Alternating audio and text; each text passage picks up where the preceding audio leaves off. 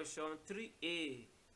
In the diagram, O is the center of the circle ABCDE.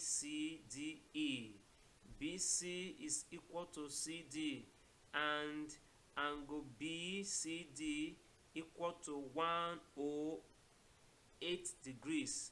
Find angle CDE. That is the whole of this angle. BC is equal to CD. So if we decide to close this place, it means we have an isosceles triangle. For that, the base angles from here to this point, they are equal. Now, if O is the center, it means that BE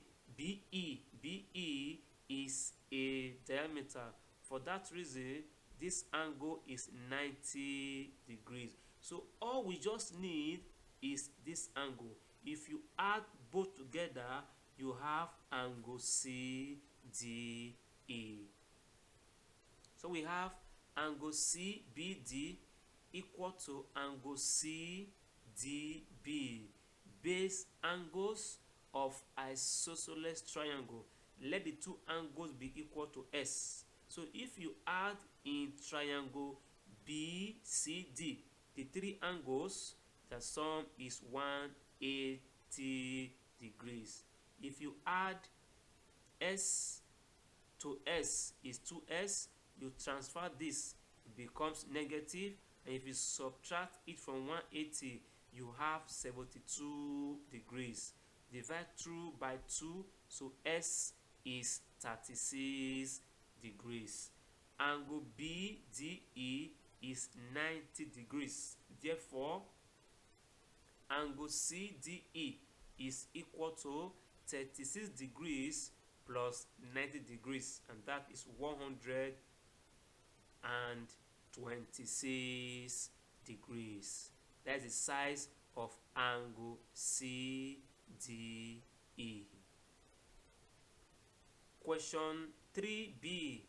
Given that tan S is equal to root 3, 0 degrees less than S less than equal to 90 degrees, evaluate cos S all squared minus sin S over sin S all squared plus cos S. Sine is defined as ratio of opposite to hypotenuse. Cosine is adjacent to hypotenuse, and tangent is opposite to adjacent, meaning we need to get hypotenuse before we can evaluate that problem. From tangent is equal to root 3, which can be written as over 1 for us to have clearly opposite and adjacent. So let's have this right angle triangle. By this given range, S is an acute angle and the side facing S is opposite, the other side is adjacent. As the longest side, the side facing the right angle is the hypotenuse. By Pythagoras theorem, you have a squared, the longest side is equal to the sum of squares on the other two sides, that is root 3 squared plus 1 squared. So a squared is equal to 3 plus 1, that is 4. To get a, you check the roots of both sides, and a is equal to root 4, and that is 2. So a is 2. So let's get cos S. Cos S is adjacent over hypotenuse, that is 1 over 2. Let's get cos S all squared. If you square 1 over 2, you have 1 over 4. Let's get sin S opposite over hypotenuse, that is root 3 over 2. Let's get sin S all squared.